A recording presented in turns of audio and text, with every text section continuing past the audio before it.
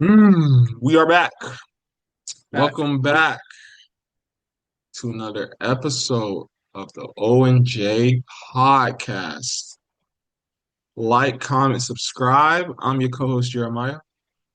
I'm your co-host Orlando. Hope everyone's having a good day, a good night.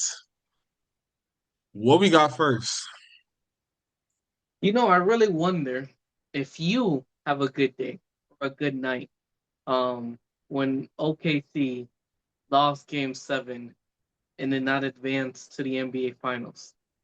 Um, I don't think there's much to say. The floor is yours.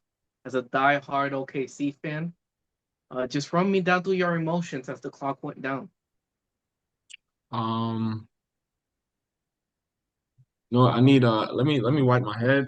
This topic you know, Mm, it's already getting to him. It's already getting to him, ladies and gentlemen. Um, it this topic it's brings tough. a lot of perspiration, a lot of condensation, a lot of precipitation. Um, First of all, I went to a bar to watch this game, right? Oh, do it And all. and the amount of of of quote unquote Spurs fans, the amount of I don't want to say hate. Hate is such a strong word. Like the amount of hate, uh, that a lot of people have for OKC. It's very interesting. It's very questionable. I don't know where it stems from. Uh, but okay. You're nodding your head. Maybe you have some ideas. But so please school me. But I was very outnumbered. You know, um, I had to be real methodical with my claps. You know what I mean? Tried to keep it, tried to keep it, one per quarter. You know what I mean? Not go too crazy. But yeah, I just don't know. It was just a vibe. But it's like when the Spurs won, it was just like a yes, like FOKC. I'm like, dang. I'm like, what did they do? You know? Um, but just to talk basketball though, I mean, Spurs they played a heck of a series. They just played better ball. Like I said, each video, pretty much I've said each video, right? I mean, both teams know what each other's good at. It's just gonna be about who's gonna do what they're good at, who's gonna be able to stop what the other team is good at more than the other team. And the Spurs did that. Shea did what he had to do, in that game 7. But I mean, it was just not enough, right? What a questionable rotation move for me would probably be, the lack of play from Aaron Wiggins, right? Like this is a player who scored 40 points in a game, as a starter, right?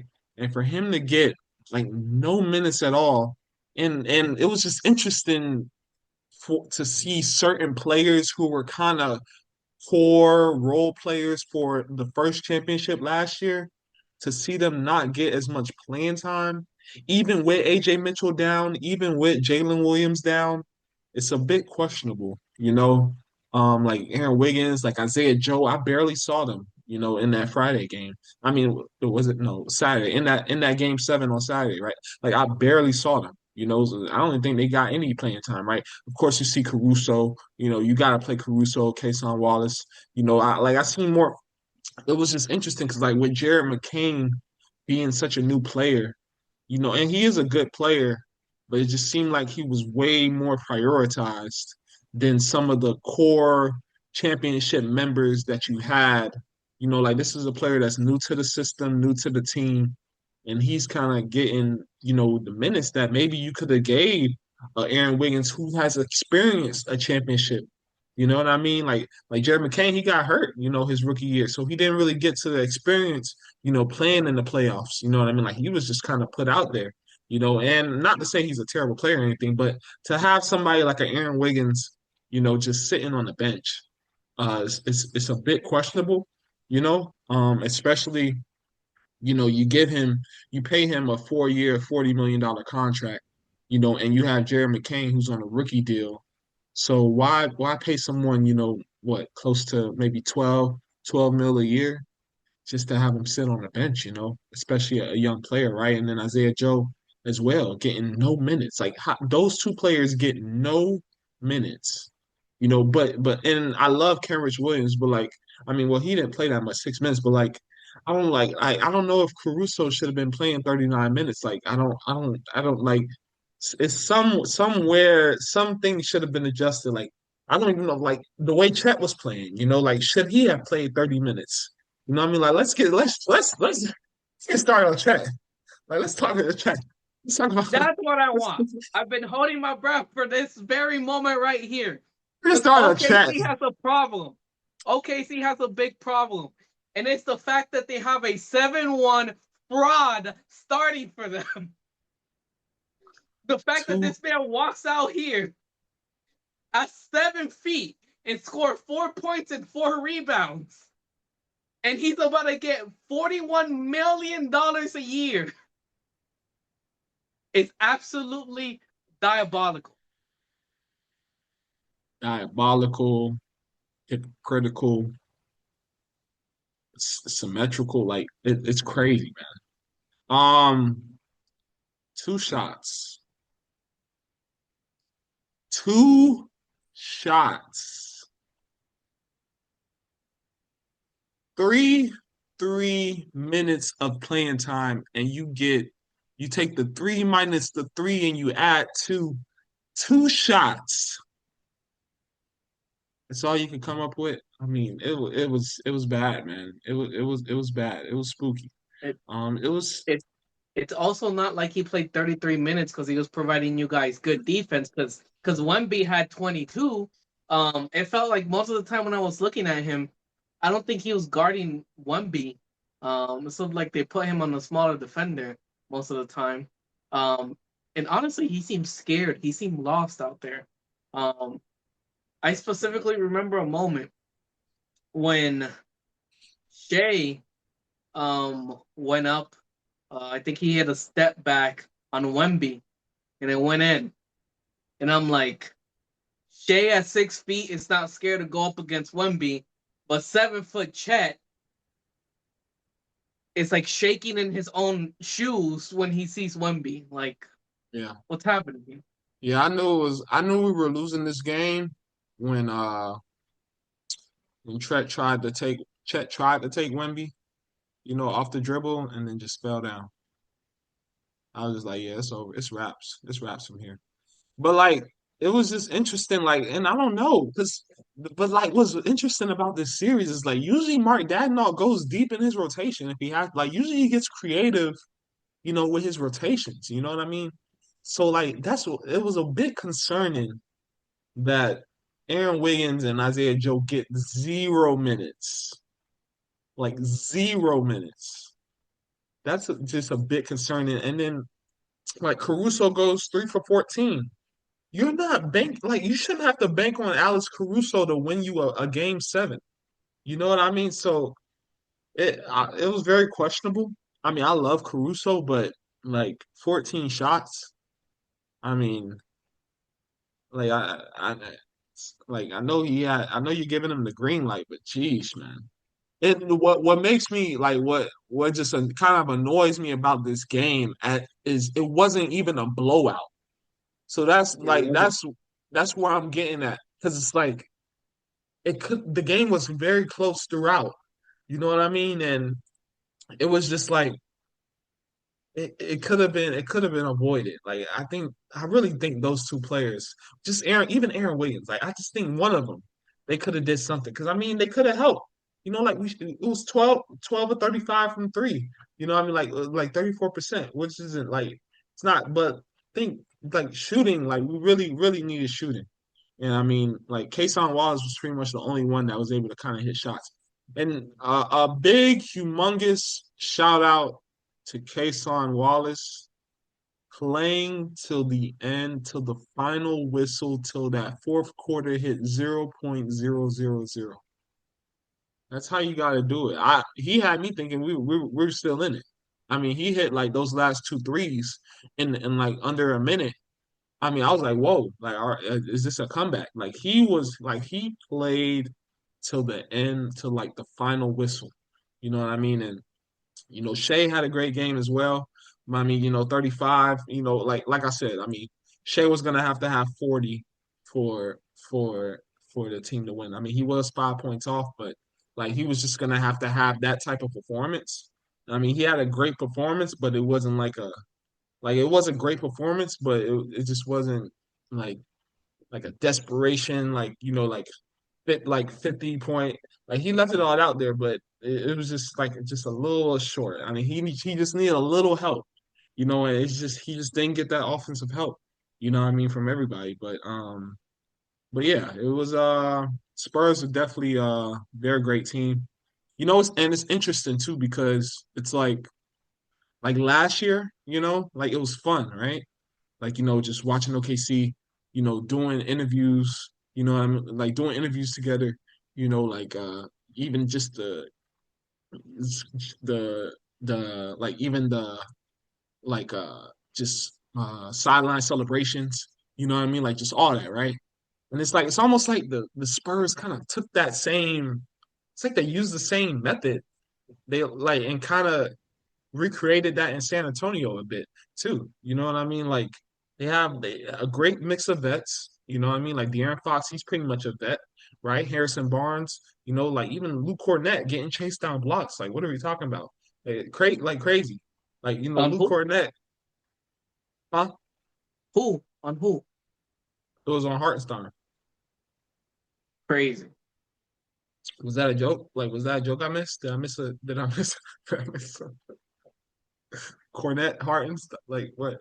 Did No, I I'm miss just something? thinking that for you. I'm just thinking of your bigs. One scores 4 points, one gets blocked. What's It's a going bad on? night. It was a bad night, man. It was a bad night, bro. But yeah, I mean, they have a great mix of vets. Even though Linux, Biombo, even though they didn't play, but they're constantly vocal on the bench. Like they have a solid. Spurs have a solid. They have a solid roster. I mean, Champagne going for 20. Like somebody like Champagne cannot go off for 20 points. You know what I mean? Like that just can't happen. Like he's a 3-point shooter. He's out there for one reason and one reason only. 10 of his 11 shots was threes. Somebody put a body on him. Like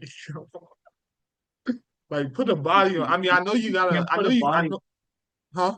You can't put a body on him when you have three bodies on WEMBY. That's yeah. And you gotta pick your. I guess you gotta pick. I mean, but if he's hitting shots in a game seven, all right, guys. Let's. I know the plan was to kind of create a little box or whatever, but maybe all right. Let's keep an arm's length on Champagne. Just an arm's length. Like make sure you're in contesting distance. But I mean, but yeah, it was a great series though. I love the series. You know um. Spurs, they played great. Uh, they're very well coached, very well built team. Um, for them to get a Dylan Harper, you know, at a second pick is they were blessed with Dylan Harper. He's gonna be great. Like he's gonna be great. But well he is great, but um the more he grows, he's gonna be good. But no, I mean, hats off to them. Hats off to them though. They played a great series. So looking at this team, right? Their their salary, their payroll is going to significantly increase next season, and I think there's a Who are we lot of talking about? choices. OKC, OKC. Okay. So just looking at it, first off, Hartenstein has a player option. I mean, a team option for next year. Mhm. Does OKC take it? Does OKC not take it? 28,500,000 is his player option. We have Lou Dort has an 18 million player option. I mean, I keep saying player. I mean team option. 18 million team option. Does OKC take that option, or do they decline it and try to sign him for another deal? Another person, Carson Wallace has a team option. Do they You take gotta that take team that. option? You gotta take Do that. they not take it and try to sign him to a different deal? That's a given. Williams also has a team option. Which Um, one? and obviously Kendrick.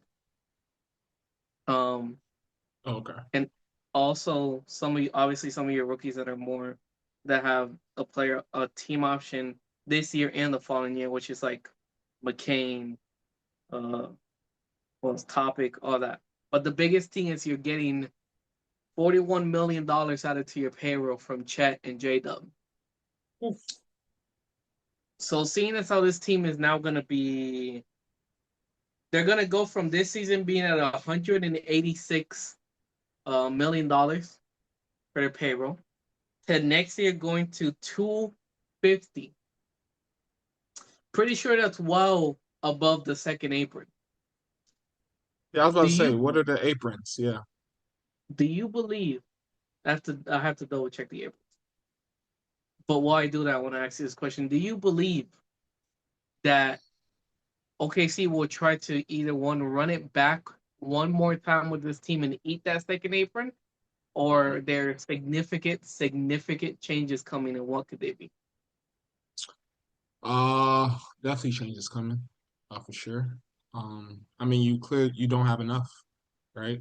If you did, well, now barring, but then again, though, two of your top three scorers are unhealthy, so that's a big piece. And you took a healthy Spurs. Well, I mean, like healthy as in like everybody played, but like I mean, Two they all may not two be healthy. 22. Is The the is second the apron? apron, that's the second apron for next That's season. Two twenty that's two. the second apron. They're gonna be over the second apron. Yes, yes. Jeez. Oh yeah, you definitely got to make changes then. But is will there be changes made? I believe so. Um, Now who you got to keep Case on. Um, After what I saw, I mean he just competes. Like he's someone you got to have on the court at all times.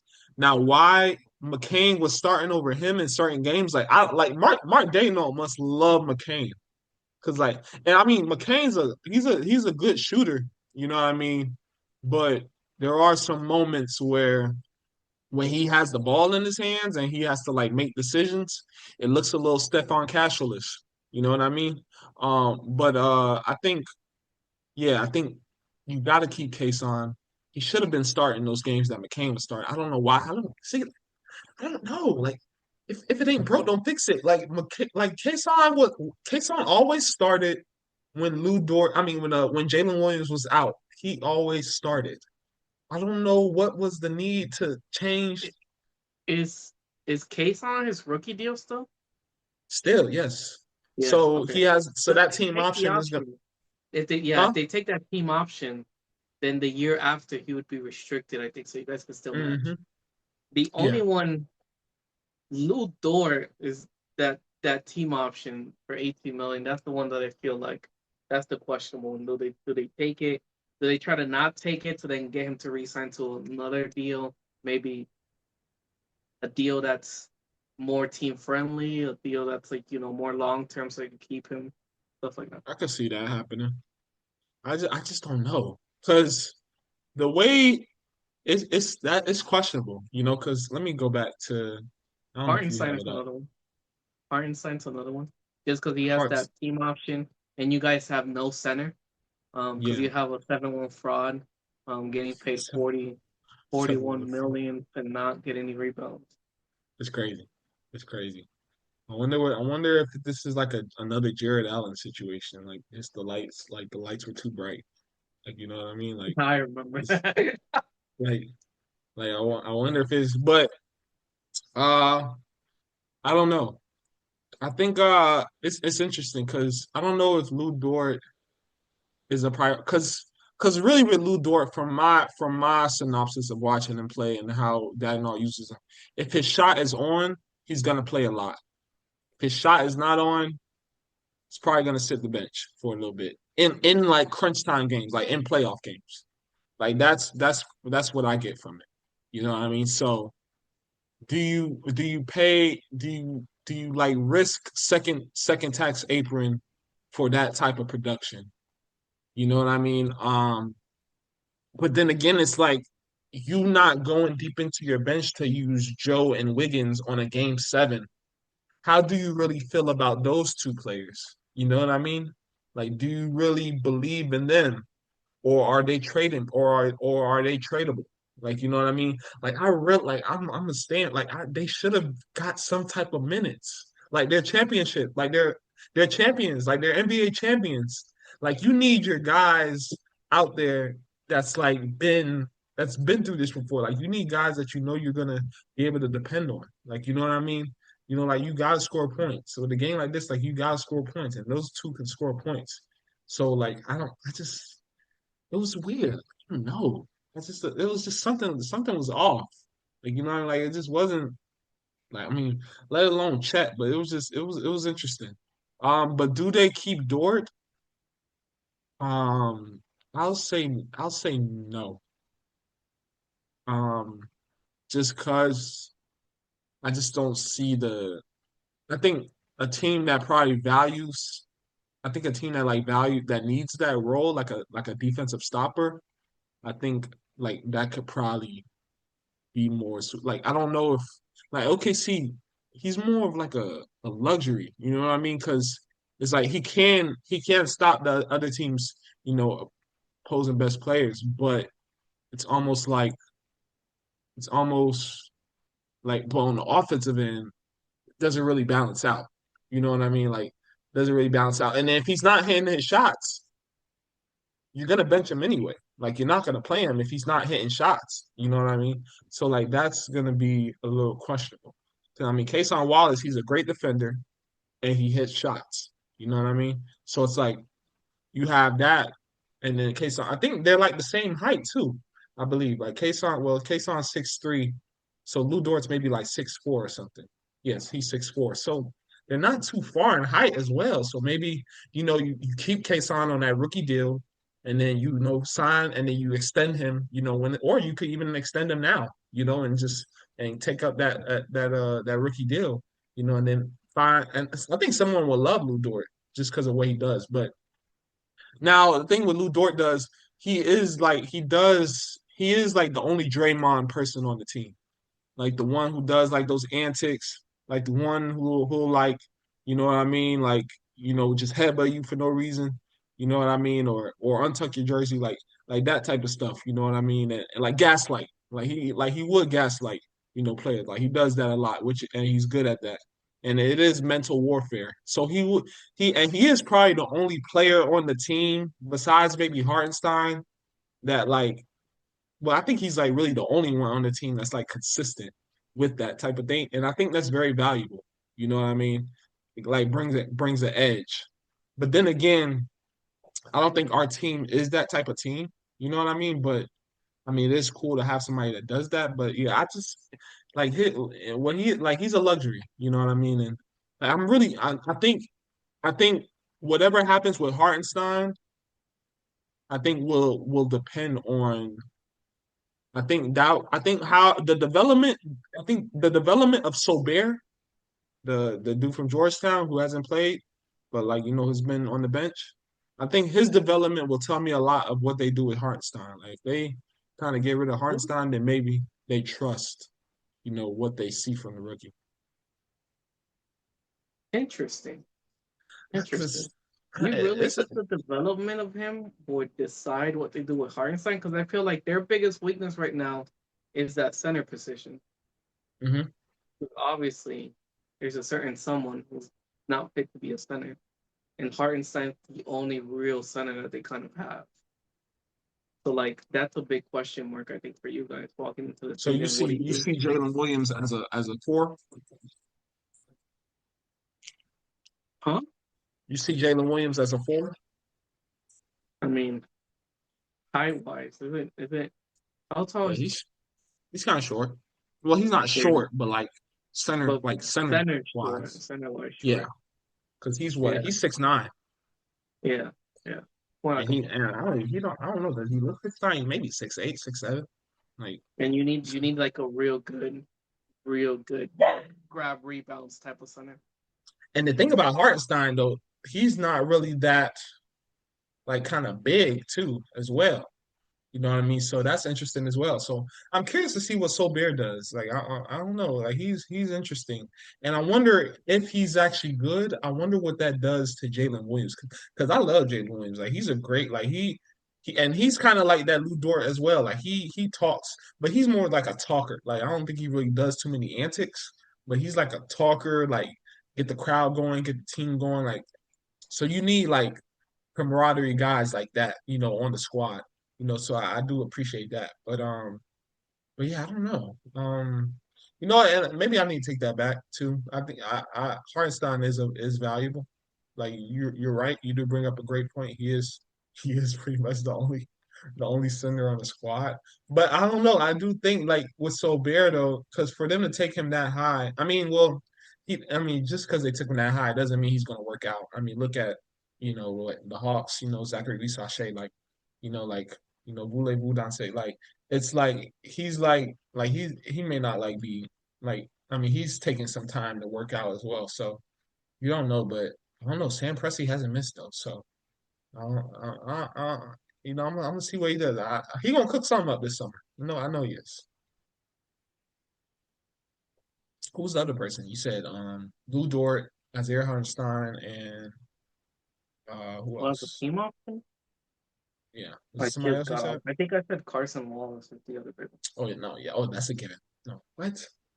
Bro, he played through the whistle. Like he literally played through the like, and that's like I don't get it. Because like the thing is, and this game seven like wasn't about like it wasn't about game seven. Like this series, like you've gotta try to like every game, like you gotta give yourself a chance to win every game. You know what I mean? So it's like game six, Kason Wallace should have been starting. Like, why was he not starting? Why is Jerry McCain starting instead of Kason? Like we've had success with this. Like we've seen success with Kason Wallace and Shea and Chad and Isaiah. Like we've seen that success. Like why when you get to the Western Conference Finals, you want to change stuff up? Like I don't get it. And then Kason Wallace gets to start and he balls out. But then it's like, but yeah, he does what he has to do. But like Caruso doesn't shoot the best. Chet shoots two shots.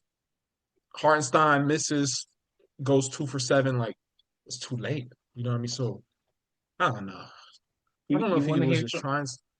you want to hear Huh? something interesting about next season? Your payroll Talk about it. next season. Chet's gonna earn 40.8 million, right? Chet's Shot. gonna earn Shot. 41.5 million. What? Oh, you said who's earning 40 million? 40.8 SGA. Oh, 41.5 Chet. oh, ooh, ooh. Yeah. Yeah, SGA's extension doesn't kick into the Bro, 27-28 did you season. see the did you see the press conference? Like he didn't even have no words. Like, he was just Yeah. like I think I think he I honestly don't know how to coach. Like that is wild for the best player. Like, Oh. oh man, like to say I don't know how to help him is crazy. That's crazy. To say that about your old teammate is crazy. But but yeah, it's tough. Man, I almost pulled a shade right there. God dang. But yeah, I think it's definitely some moves that's gonna be made. Well, hold up. You ain't give your what are you thinking? So what do you well you said Hartenstein. Well, Some what are your severe I'm moves curious your have to be thoughts on made. They have to keep Hartenstein. yeah, Um, some moves have to be made. Um, I wouldn't be surprised if they take some guys that, as much as you like them and you value them, they might trade some lower guys. Um, you know, I know you love them and they played really good, but I say Joe Wiggins, like they didn't play. Could that be, maneuvering towards something? The fact that they good didn't play, point. maybe they trade them away. Good Um, point. so things like that is something to really look forward to, you guys, because I don't two 250 is just insane. amount of number. Um, Ideally, you trade Chet, but I don't think there's any market for him at this point. I think you got to rebuild his value up, um, and really hone in that he needs to figure it out to try to be the center that you guys need. So Yeah. And I don't know like who's on the team that could like because and that's the thing, like I don't really see that too. Like who's on the team is like who's the alpha who's the alpha just like yo, tighten up, like do better. Like I don't really see that. Like, you know what I mean? Like Spurs, they got Bismack Biyombo. Like, you know what I mean? Like Bismack Biyombo, he's always in Wemby's ear. Like who's always in Shea's ear? Like, you know what I mean? Like you don't really see that. Like, you don't really see that. And I don't really know if there's like a and not to say Shea was the problem, but like who's able to kind of hold the whole team accountable. You know what I mean? Like Spurs, like you've got two great vets. You got Olynyk, you've got, Biyombo, you got Mason Plumlee.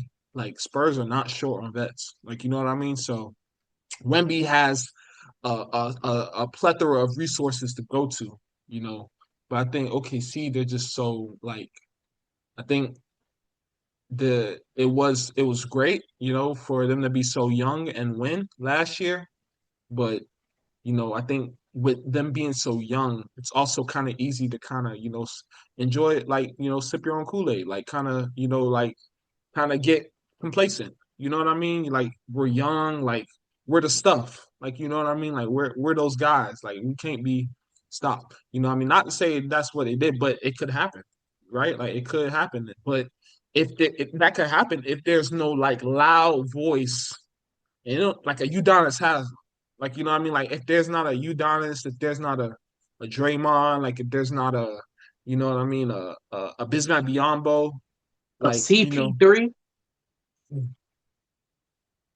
don't remind me. Don't remind me. Oh, don't remind me. You know, it's crazy.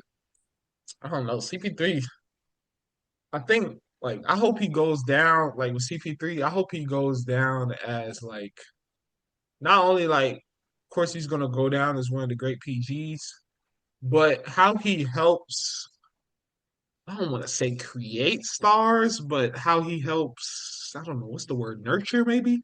Like, how he helps nurture young stars.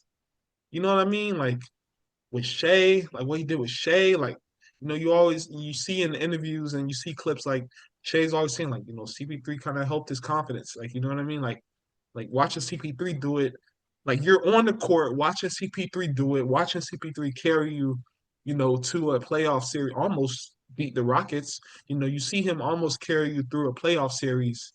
That kind of gives you the confidence. Like you're watching it on the court, playing with him. You're like, yo, I could make like it makes it that much more reachable. Like like I could do that, right? And then like like you have somebody like CP3 with a Wemby, and CP3 played a lot that season too. Like he played like 60, 70 games that year. You know what I mean? So you get in Wemby that exposure to a great PG like that, and he's always in his ear, and CP3 is gonna coach him on the floor, like he's gonna, develop him, even though the Spurs weren't that good, but like that experience, I mean, of course, will prepare Wemby for this moment, right? Especially going to MSG. I mean, oof, not gonna like that's gonna be wild in its own. But yeah, like I mean, I just hope I hope that's talked about. Not necessarily how great of a PG was. He was a great PG, but just how he kind of nurtures, how he's able to kind of bring up talent, in a way. Yeah, I agree. It's funny. No, he was in OKC and the Spurs, and they just went to each other. Maybe if CP3 would have stayed one more season with the Spurs, he would have been in the finals. To be honest, yeah, I don't know though. I don't know if like he's the type because he can hoop. Then the thing about him is like he can hoop. So I don't know if he's the type to like be able to because and it's about like LeBron.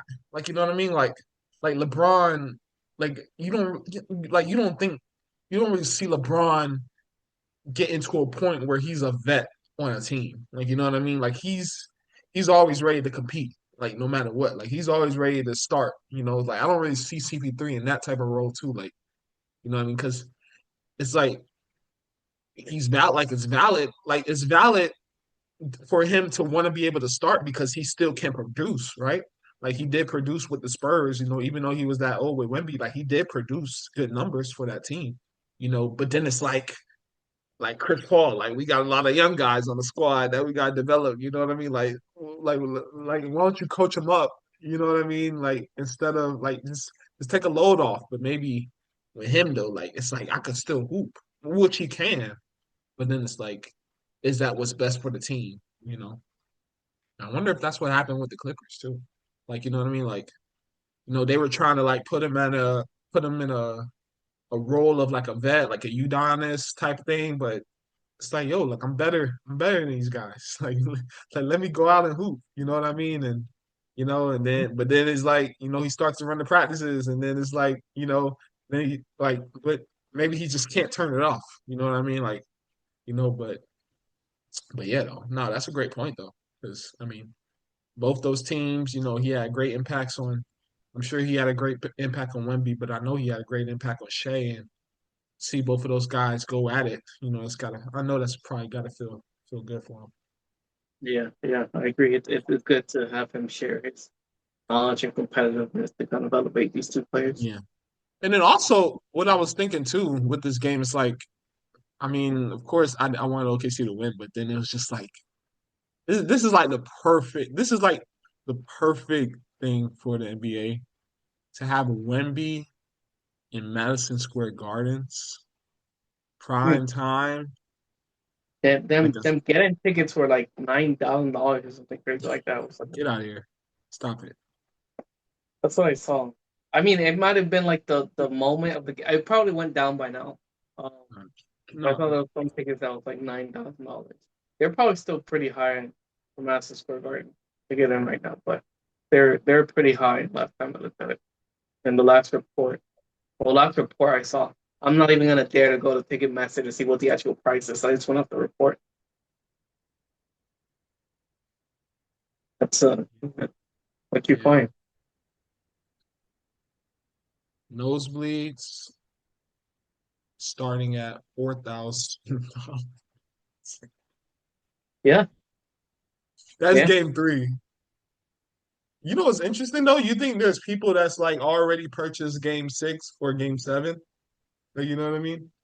Game six is five. Game six, it's got to be going to a game six because game six, the tickets is as low as $5,000.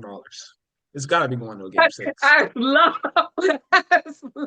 Yes, yeah, as low. Yeah, yeah. Oh my bad. I forgot the air quotes. I forgot the air quotes. As low as 5,000. What are they talking about? Man, just put them like what?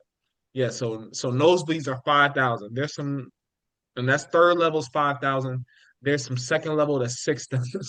Guess guess what a guess what the highest floor seat for a game for an alleged what is it? Oh, this is game one. Wow, no game three. Alleged game three.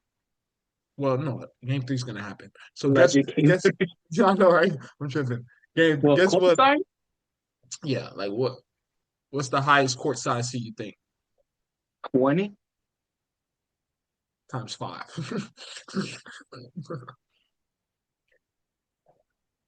What's 20 get me like lower 300? 20, no, 20 would get you, yeah, 20 could get you first level. Yeah. Mm. So the court size seats, it looks like they range all the way down from 57,000 all the way up to $103,000. No, just a little small down payment on a house, you know. That's all it Okay. is. Maybe two houses, three houses, what? Four houses. What?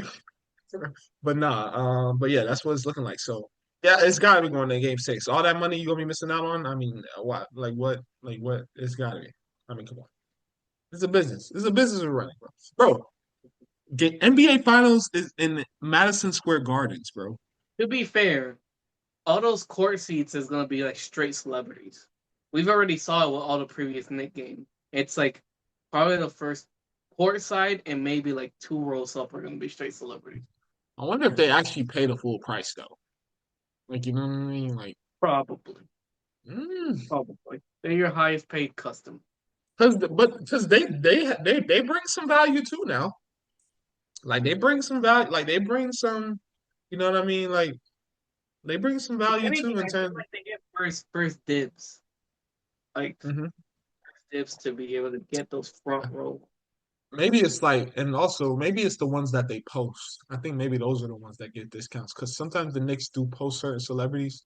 Well, the NBA does too as well. But like I see like the NBA and the Knicks IG pages, like they do post certain celebrities, so maybe those are transactional. But then maybe the ones that aren't posted, maybe I they're don't not. like But I don't like the idea of giving a discount to the rich. While we let them pay full price, keep it pushing. yeah, yeah, 100,000 for a basketball game. I don't know. That's like $20 to like a celebrity. It is. I mean, if it's like guaranteed marketing, like if you're maybe you took out a big business loan and you're on your last and you're like, okay, this is my last chance to like get my business out there, and maybe I mean maybe that makes sense. But if it's like some out of pocket, like straight For a from your bank, celebrity, for a celebrity, it's $20. I guess. But yeah, but then I think there are some ways like you could use it as like, like maybe I'm sure there's some ways to like kind of make it a business, like, what I mean, type thing too. Some people do that. Like some people like they rock their merch, like what I mean, and like I seen like it was one company, like a private jet company, like he had his shirt on, like all that. I think that's and it could be considered like he's marketing his, you know what I mean, his company, What's you know what up? I mean, like. What's up? Let's go over there and wear a ONJ t-shirt. Marketing right there. We got a bank account, man. And sub up, man. Sub up, man. We on the way though. We on the way. But yeah, that's it's gonna be a lot of dollars in those seats, for sure. But yeah, I mean, I think it's a great opportunity for the league. You get your 7'4", 7'5" superstar. Who's kind of fixing himself to be the face of the league, and then you get New York. I mean, you're in New York. You're in MSG. One of the great basketball palaces. To this date. So yeah, it's definitely going to be a fun series for sure. Yep, I agree. I'm looking forward Who to it. you got? Who you got? Who's your winner? To be honest, like I think there's so many good stories to be told with the Spurs. Wemby getting his first ring, Pop getting another ring because he's still with the front office. Um, new Orlando Magic head coach getting the ring before he becomes the head coach.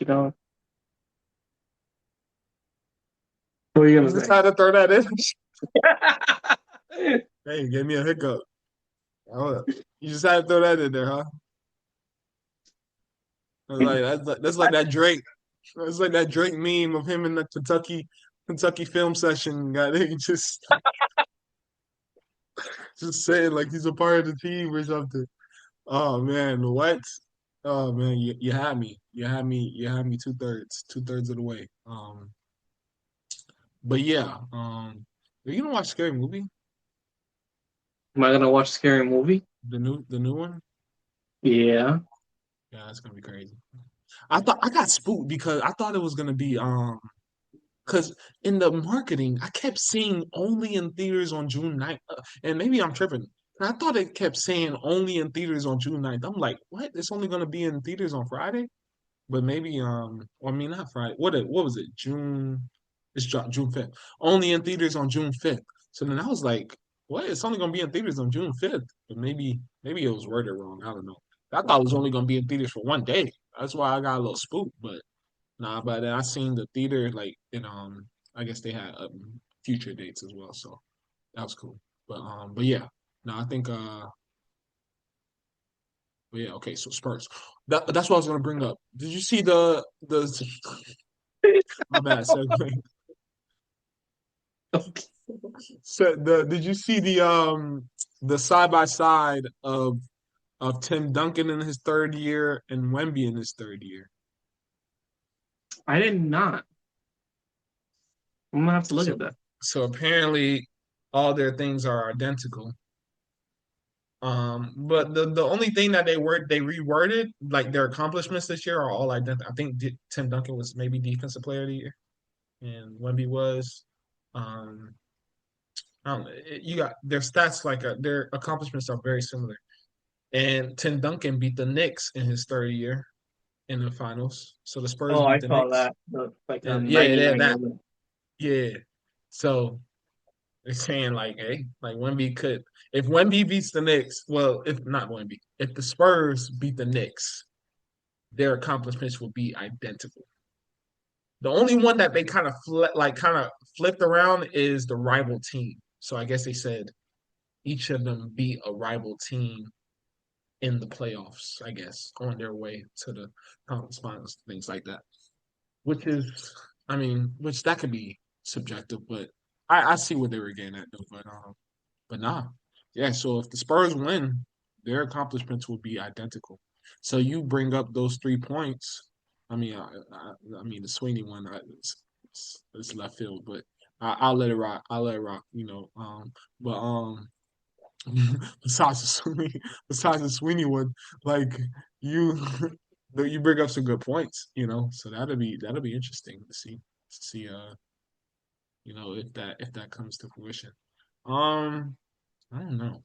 It's gonna be tough, honestly. I mean, the Spurs, the Spurs are. I think the Spurs.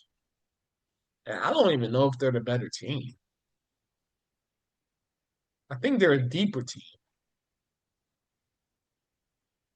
Pause. But I think like I don't know. I just don't know. But then I don't know if Mitch Johnson's gonna go into his bench like that though. I don't see him doing that though. So the Knicks are I think they're the better team, but the Spurs have more options that they could throw at the Knicks than I think the Knicks have options to throw at the Spurs. So Good I don't matchup. know. It is a good matchup. But I think Mitch Johnson's definitely gonna have to be receptive a lot to just different ideas, like different rotation ideas, Mark Dagmo. And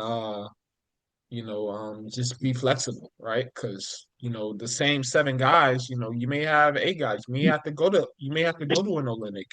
You may have to throw Bismack Biyombo in there to give Karl Anthony Towns a couple of, what I mean, a couple of, I don't know, uh, you know, Dwight Howard, Udonis has on fouls. You know what I mean? You just may have to.